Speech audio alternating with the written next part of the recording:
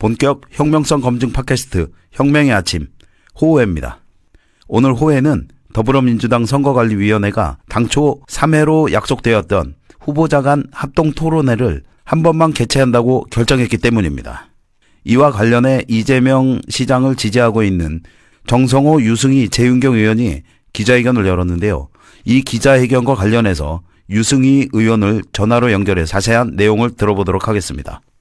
성북갑 국회의원으로 현재 이재명 후보를 지지하고 있는 유승희 의원님 나오셨습니다. 안녕하세요. 예, 안녕하십니까. 유승희입니다. 네, 의원님. 오늘 긴급히 기자회견을 가지셨는데 어떤 내용으로 기자회견을 하신 겁니까? 지금 탄핵 국면이기 때문에 경선 일정이 굉장히 짧고 후보자 검증 시간도 굉장히 부족하잖아요. 예, 그렇죠. 예. 그래서 당 차원에서 지금 합동 토론회 그 규정을 마련을 해서 예비 경선 전이라 할지라도 예비 후보자 간의 합동 토론회를 개최하자라고 하는 근거 규정을 마련을 했어요. 예. 그리고 중앙당 선관위원회에서 예비 후보자 토론회 관련해서는 가능한 한 빨리 최대한 많이 할 수 있도록 토론방송 분과에서 안을 마련을 하고 각 후보 측과 협의하겠다고 약속을 했습니다. 네. 그래서 이제 일단 그 협의 과정에서 나온 얘기는 뭐냐면은 탄핵 전에 3번 정도 하고 근데 탄핵 이후에 한 7, 8번 정도 하는 것으로 대략 그런 정도의 협의가 된 상황이었어요. 그런데 지금 이런 내용이 어떻게 이제 최근에 과정에서 이 후보 측들의 사전에 충분한 논의 없이 탄핵 결정 전에 한 1회로 하자. 이렇게 이제 결정이 되는 상황입니다, 지금이. 아니, 갑자기 그렇게 변경을 하면 안 되지 않습니까? 그런 얘기가 쭉 나왔지만은, 우리는 이제 그래도 선거관리위원회에서 그런 대략의 후보자 간에 협의가 있었기 때문에 한 3번 정도 할 거로 믿고 있었죠. 그리고, 그런데 이제 간간히 이제 지난주에 계속해서 흘러나온 이야기가 이번 주까지 후보자 토론회를 한 번으로 줄이네 마네 이런 얘기가 나왔어요. 그래서 토론회에 대해서 우리가 좀 더 강력하게 요구를 하자는 얘기가 있었는데 오늘 선거관리위원회에서 2회로 줄여서 지금 결정을 한다는 이야기를 듣고 이재명 후보를 지지하는 국회의원들이 가서 지금 기자회견을 한 겁니다. 그래서 기자회견을 하면서 지금 이거는 굉장히 최악의 불공정한 일이고 적어도 대략의 그 합의나 협의 과정이 있었는데 그것도 지키지 않는 상황이기 때문에 이런 상태로는 계속해서 우리가 나갈 수 있겠느냐. 후보자 간의 토론회 장을 최대한 보장해야 된다. 이런 내용의 성명서를 했습니다. 그래서 정당한 요구인데 이제 이런 입장이 관철되지 않을 경우에는 선거 규정에 관련한 어떤 협의에도 우리가 참여하기가 참 어렵다. 심각하게 검토해달라. 이렇게 이제 성명서를 발표를 했는데 우리가 이제 성명서 발표하고 오늘 회의를 했는데요.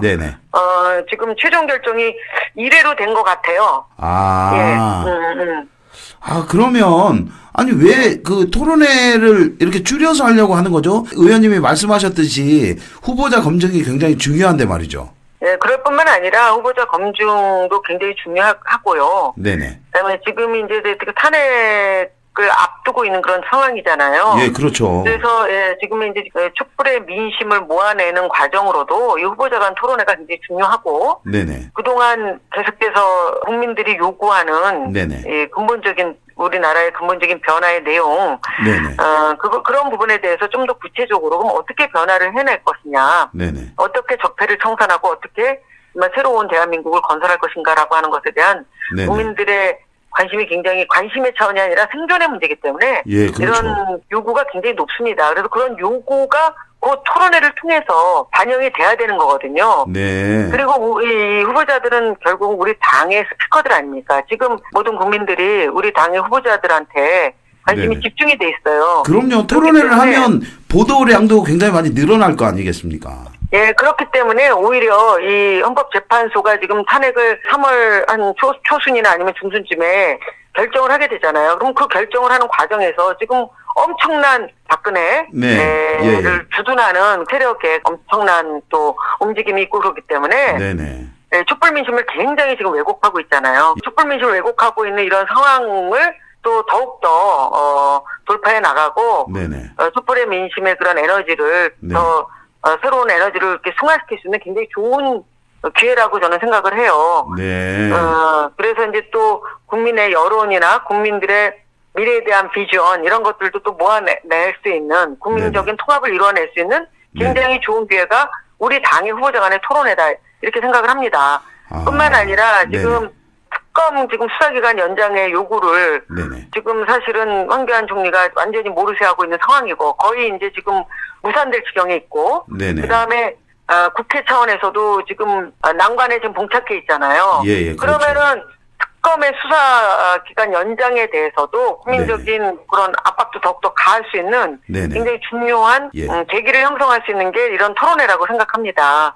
그래서 결국은 우리 당이 추구하는 미래의 가치, 그다음에 새로운 대한민국에 대한 청사진을 그려낼 수 있는 그런 좋은 장의 토론회고 또 그런 걸 통해서 지금의 현안도 돌파해낼 수 있는 힘을 모아낼 수 있는 굉장히 좋은 장일 뿐더러 국민의 알 권리를 또 보장하기 위한 그런 기본적인 책무라고 생각합니다. 그런데 이런 책무사항을 당 차원에서 선관위가 지금 외면하고 있는 상황이 지금 됐어요. 그래서 도대체 이거는 왜 그러냐 그러면은 지금 뭐 캠프 간에 그런 일정한 합의도 있었고 또 캠프 간의 요구를 존중한다는 뜻도 있었는데 갑자기 그동안의 과정을 다 어떻게 보면은 뒤로 하고 선관위가 일방적으로 토론회를 탄핵 전에 1회로 줄여서 이렇게 이제 그 밀고 나가는 거는 저희를 좀 의심해 봐야 하지 않겠습니까? 아무래도 그런 게 아무래도 있는 거죠. 그러니까 자꾸 이제 이러면 이럴수록